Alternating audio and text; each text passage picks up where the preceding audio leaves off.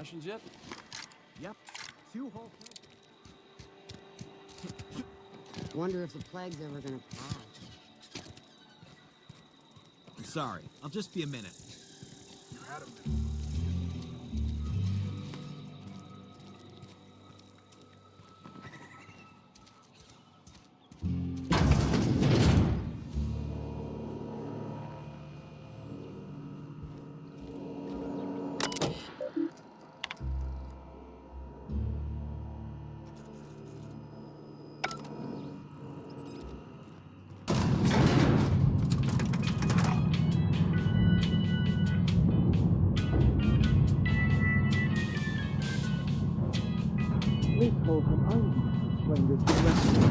The grease monkey, Argo? I'm sorry, Mr. Thompson, sir. You asked... Seems we've got a guest. Really now, Parvati, I do wish you'd spoken up. I do apologize. I was given no forewarning of your arrival, or I might have welcomed you at the gates myself.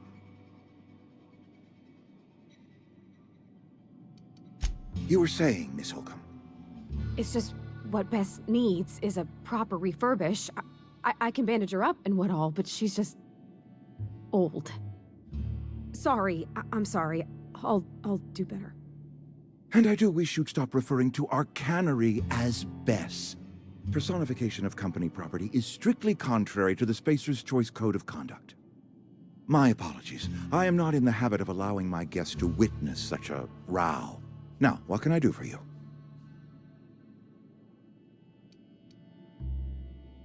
I'm Reed Thompson, Outpost Administrator. I cannot help but notice you are not in uniform.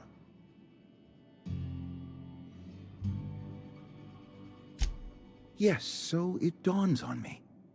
Seems I allowed my excitement to run away with my wits. Been a few seasons since we've had a visitor pass through.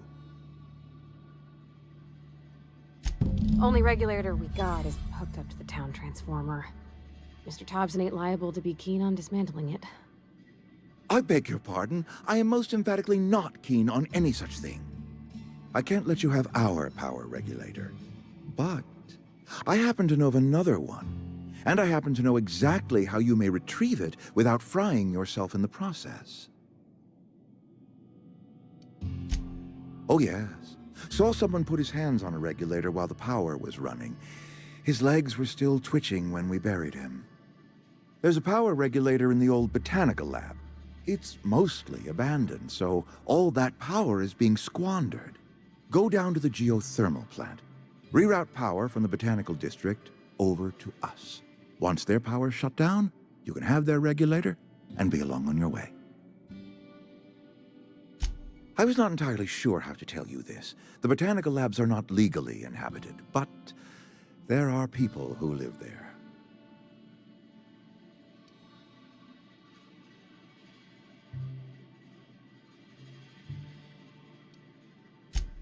No, I do not imagine they will be pleased. But like a parent disciplining an unruly child, you will be doing them a kindness. The people living in the botanical labs, they're deserters, former workers. I need them back at their posts. I need them to come home.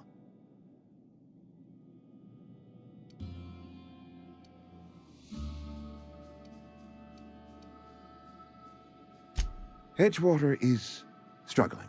We haven't hit our production quota in years. If we don't meet our quotas this year, the company might shut us down for good. I need those workers back at their stations.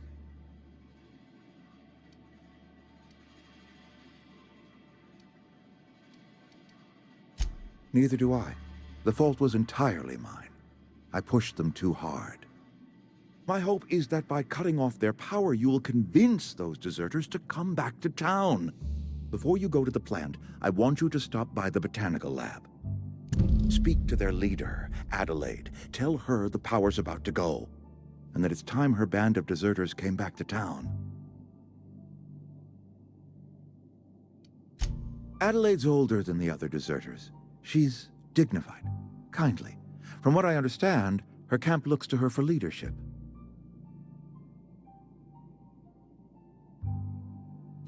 That reason was me. I asked too much and pushed too hard. But I am ready to make amends if they are willing to return to the fold. We belong to one community, the Spacer's Choice family. If we dissolve into factions, then we will all perish separately. Adelaide will understand that. My dad told me all about the plant. Taught me all he knew. I could come in useful. I mean, if that's all right with you, Mr. Thompson. Sir. I hesitate to part ways with Miss Holcomb, but I cannot deny that she is talented and may prove useful to you. You will need an administrative passcode in order to enter the plant. I am trusting you with mine, and trusting Miss Holcomb to guide you if you'd like. Great! I got my wrenches and diagnosticators and hairpins and engine tape, so I'm all set. Well, I am glad to hear that. Best of luck to you, and thank you again for your help. It is a lot to ask of a stranger, I know.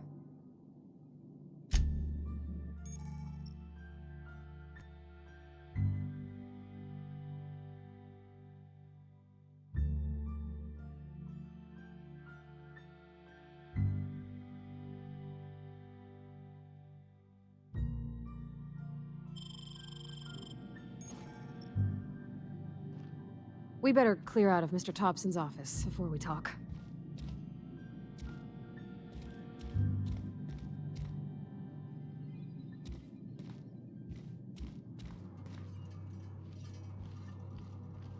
No problem. I'll head over. In a jiff.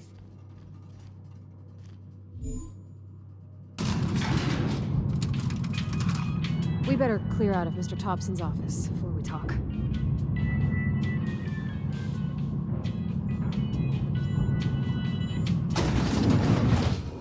Hey, mister, can we talk? Sorry. Can we talk?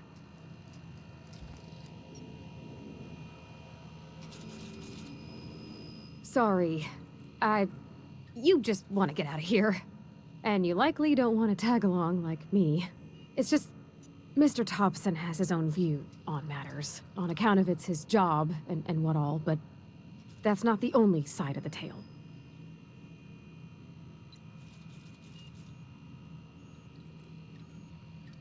Oh, he ain't a liar. He believes every word he says. It's just, he doesn't always get where other folk are talking from. To Mr. Thompson, a person's a gear. It does its job quiet-like. If it squeaks or stutters, it gets replaced. The deserters are decent folk. I knew some of them before they left.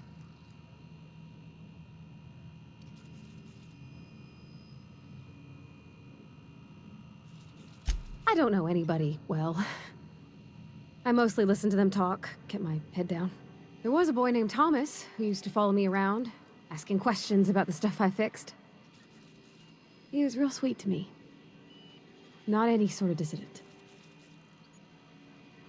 Life's hard here, especially for them that don't fit in so well. We're one big Spacer's Choice family, but every family's got the one the rest whisper about. Mr. Thompson's aiming to take away their power. They'll have no lights to see, nor heat to cook. They'll be at the mercy of marauders, or worse. I think you should talk to the town's vicar about it. Max, his name is. About if what Mr. Thompson proposes to do is upright. Leaving Miss McDevitt's folk to their fate. Their neighbors. Kin. And maybe he can think of something else to try. Something we ain't. He used to go walking outside town. Maybe he found something that'll help. It's just an idea. That's all.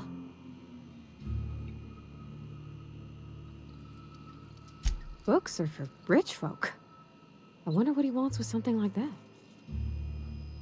Thanks, mister. I just think when you gotta make a decision that'll hurt somebody, it's best to think on the right and wrong of it. That's what my dad used to say anyways.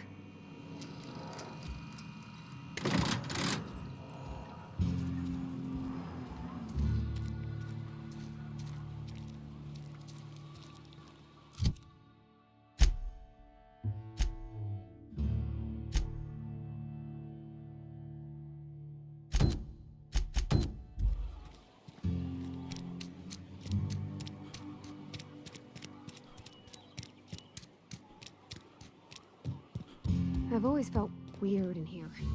It's It's too clean. Any progress on that matter we discussed? Ah, Miss Holcomb. How rare to see you out. And with a complete stranger. Curious. This here's Vicar DeSoto. He's always offering spiritual counsel to those that need it. Thank you for the kind assessment, Miss Holcomb. I admit, I've been quite interested to make our outsider's acquaintance. Please get it.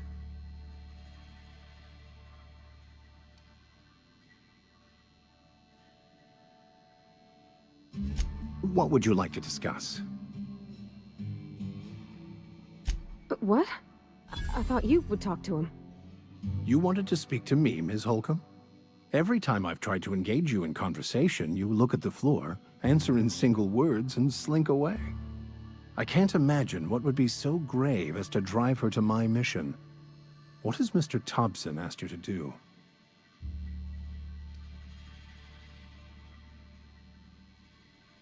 Depriving them of safety from the marauders and wildlife. I can see why that troubles you. Miss Holcomb has a soft heart. Always has, if you believe the talk. Assuming your goal is to save as many as possible, then you should bring everyone together. Send the power to Edgewater and convince the deserters to return to the fold.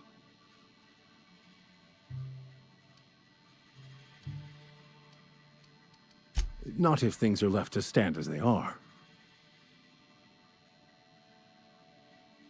Not to put too fine a point on it, but your choice of wardrobe is not precisely common hereabouts. Also, you lack the distinctive worker gaze. Usually either a deadening behind the eyes, or in some rare cases, a wild-eyed frenzy, like a trapped animal. Pretty universal here, except for Miss Holcomb, who, for some reason, doesn't seem to have much to say to me. Isn't that right? It's just... there's more to it all than numbers. Sorry.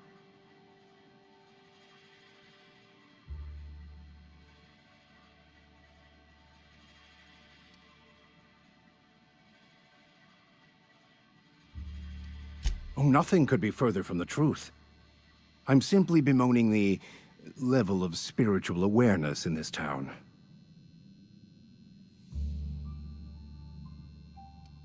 No, I am not. Though there is something to your accusation. It is wrong for me to succumb to distress. I must double my efforts to elevate my flock. These are good, hard-working people here. They who are not satisfied with their work are satisfied with nothing. No? How about, work fortifies the spirit. True exhaustion awaits idle hands. Selling? No. It is free for all who seek it. I'm sorry you don't find these tried and true words of wisdom to your liking.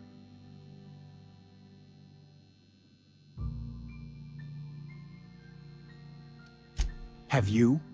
These people need something. Anything they can grasp to survive. Delving into the metaphysical minutiae of the grand plan would be nonsense to them, if not worse. My apologies. The townsfolk are having a tough time of it, and it's been difficult for me to enrich their lives. They are good people. It is just difficult to reach them.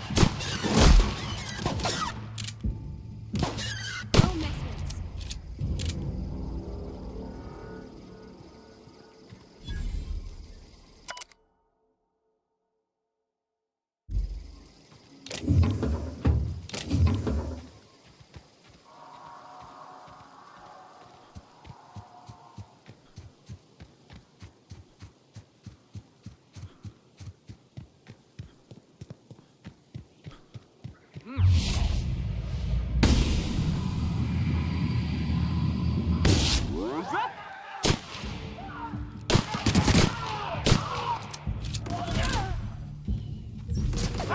Get out!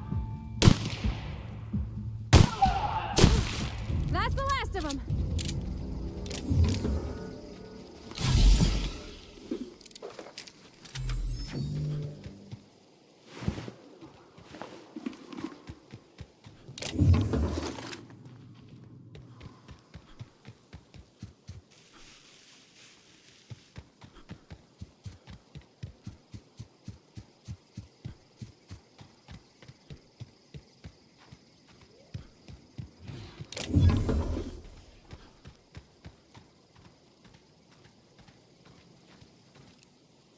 All together.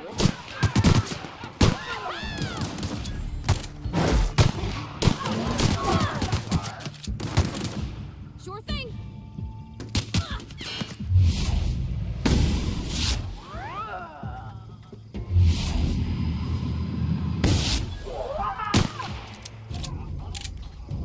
Yep, be right over.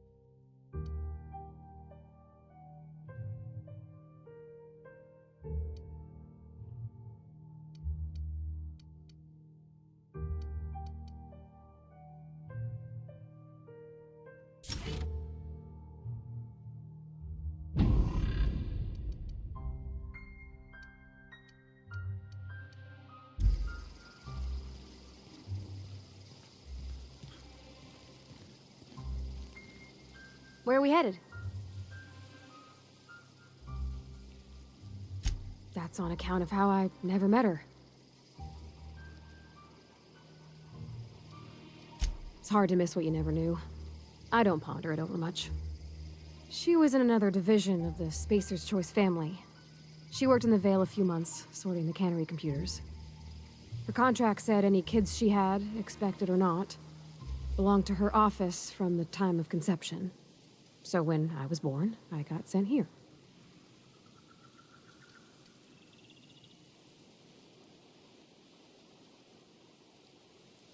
Could be. Reckon I'll never know. You mean about the mission being too clean? I know, but Vicker says the universe is a machine, that it runs by law. Real machines have gunked up oil, scratches, and worn bits. You can tell they've seen handling, been used by folk. The machine Vicker sees is one ain't never been run. It's not for people to live in. It's something on a museum shelf, under glass.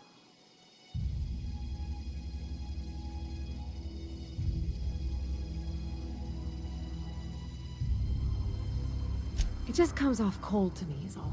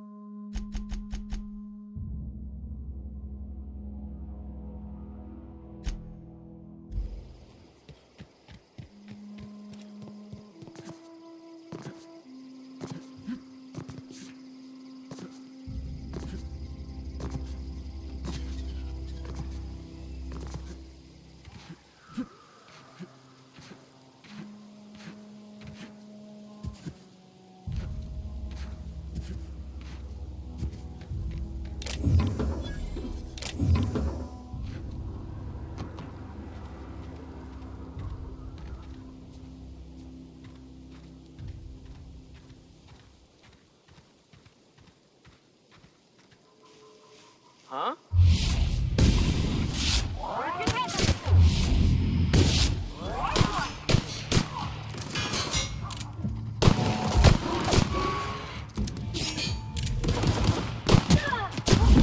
That's the last of them!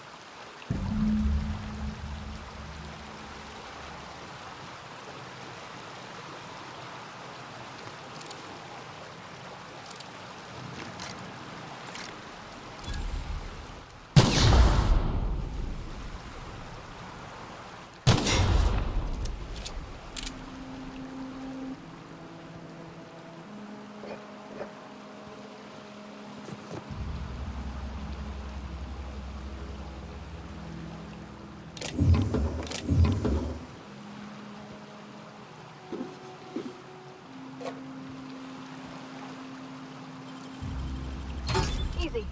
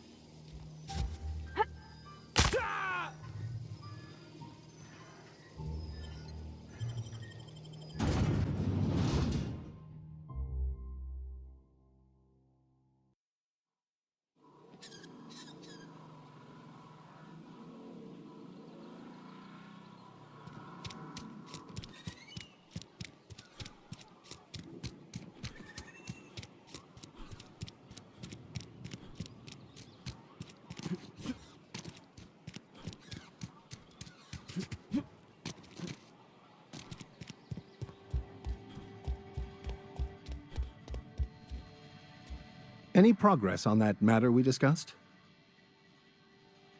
Wonderful. This is fantastic. Well worth all the sacrifices I... Wait. What the fuck is this? Is this... French? I can't fucking read French. It's a law-forsaken joke is what it is. French. Ha! I was so high and mighty, preaching to the yokels about following the plan, while fighting it at every turn.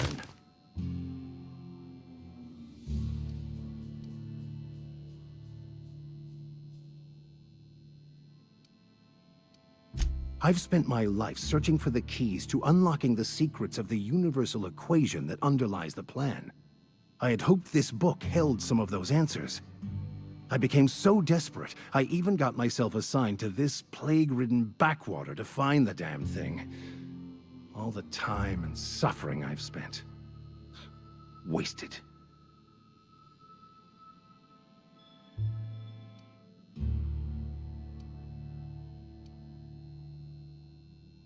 Please, those dolts? Nothing could be more excruciating than discussing the true nature of reality with people who have no interest beyond their next Aetherwave program. But that's neither here nor there. What I need to do now is to find a translator, obviously. But to do that, I'll first need to secure transport. You have a ship. Perhaps I could make myself of use to your crew. Certainly. I already gave you most of my money, but I can offer you free spiritual counseling, and I'd be happy to watch your back. I'm pretty handy with a tossball stick, or any blunt instrument really. I'm also a passable gun hand if it comes to that. I can usually talk my way out of conflict, though. Oh, I'm fairly competent at hacking computers as well.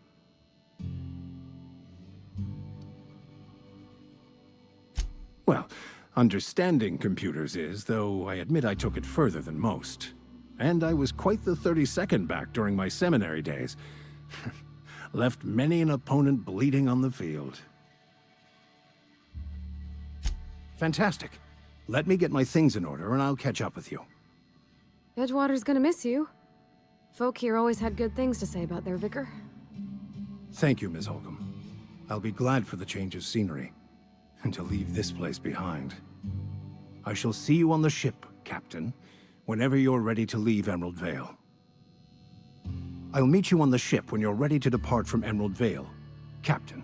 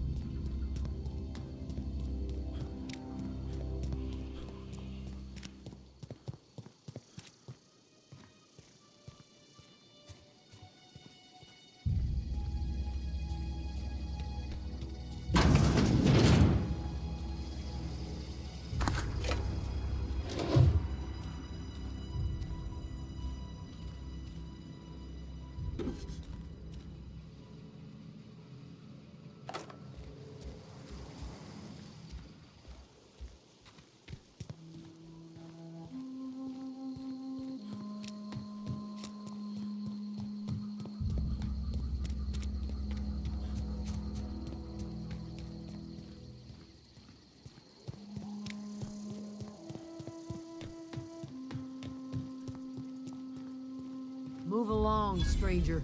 We don't want any trouble. I don't know you. Whatever you're looking for, it ain't here. Move along. Answers, huh? You must be one of those philosophicals.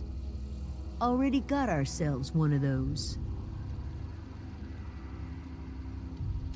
Yeah, that's us. And you can tell Thompson we're doing just fine by ourselves. If you're gonna start wandering around my camp, know that I got my sights on you. Over in the hothouse, tending crop. Enough with the questions. No offense, but I've got a lot on my mind.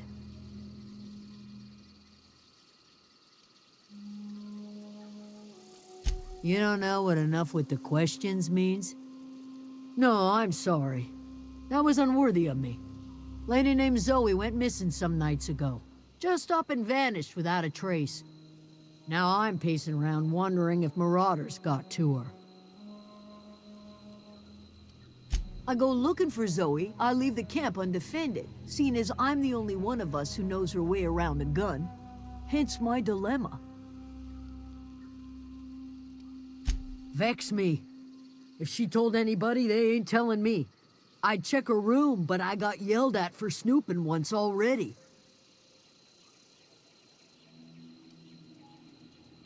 Little ways ago, she was always obsessing over her serial dramas. Wanted to see what the fuss was about. Well, enough to know we never got on. Zoe and Stefan were close. If anybody knows the workings of her mind, he does. She was lazy and thoughtless, but she's still one of our own. It's not like Zoe to go wandering. Figured she might be out scavenging, but that ain't exactly her talent. Can't imagine where she's gone. Vale's a wide place. She could be anywhere. Appreciate it. Honest. I'll tell you what I can. What is it?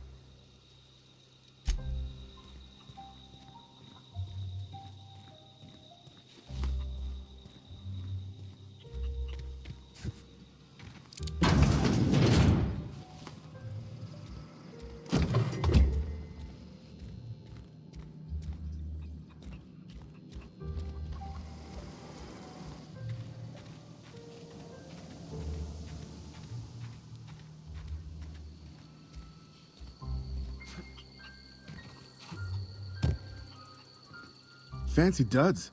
Do the tubes get in your way?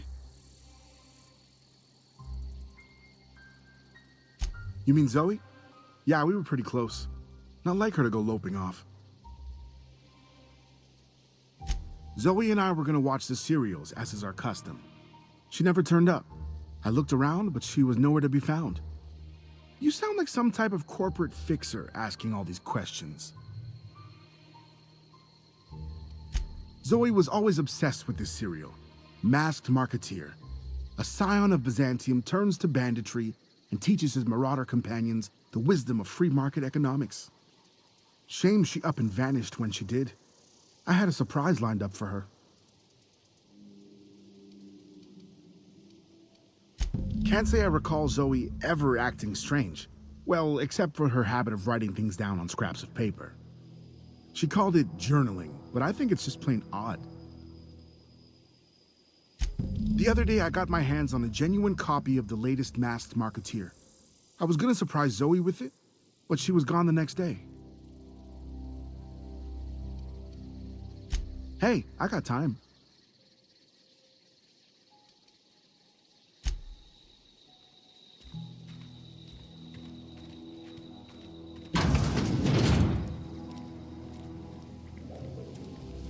If you're hungry, there's meat turning on the spit outside. If you're bearing illness, find a place to lay your head down and I'll fetch you a poultice. Whatever your troubles with Edgewater, leave them at the gates and be welcomed here. Any questions, dear?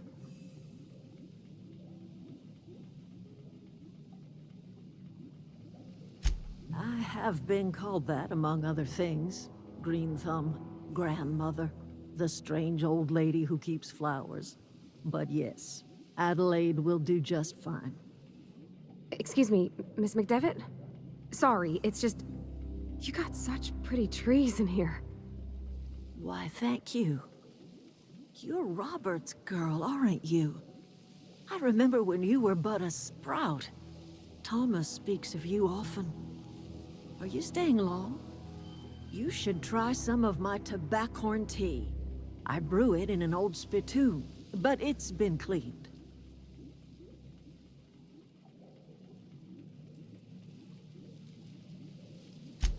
Reed Thompson? You here on behalf of that cold-eyed reptile? Let's hear it. What's Reed's idea of peace, then?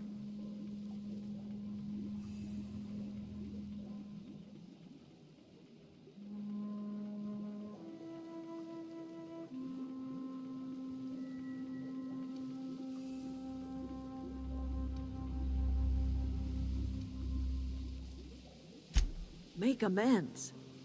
Spare me. Only thing Reed knows how to make is a mess. Like everything else that comes out of Edgewater, that peace offering is canned. I and my own are living just fine out here by ourselves.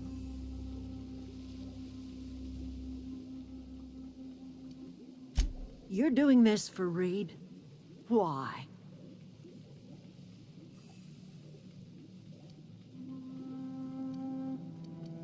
Cannery's got a regulator. You want ship parts, you ought to rip them out of the cannery's guts and leave us be. If you're going down to the plant, you should divert power away from Edgewater and toward our end of the grid. Think about it. You'd be liberating an entire town from a lifetime of service to that odious cannery. Seems the sort of thing a hero would do.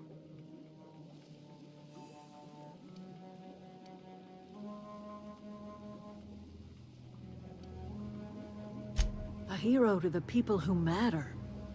To us. To the ones who come around. To the ones you save. Reed will never understand. He has been too long inebriated on the wine of corporate culture. All he sees is productivity, output, profits.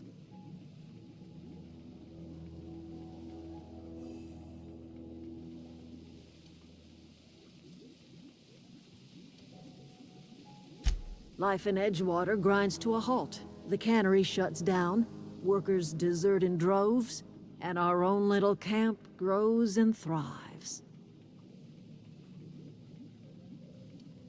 You bring power to Reed's town and you'll be killing us. Reed knows it. He's counting on it. You've seen that miserable excuse for a town with your own lamps. Hollowed out workers laboring their lives away at the cannery, living off whatever scrap Spacer's choice throws them. You know that's true, don't you, Ms. Holcomb? Your father died of overwork. His heart gave out. He was tired all the time, sure, but he was old, ma'am, and he raised me all by his lonesome. Look what they did to this child. Lost her family to the company, and still she defends them.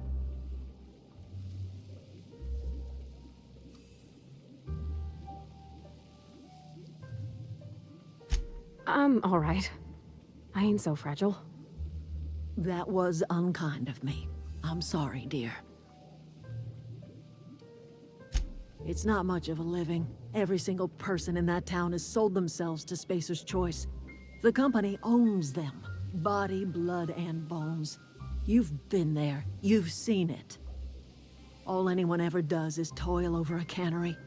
They give their lives for some heartless corporation, and then they're tossed into a Spacer's Choice brand cemetery.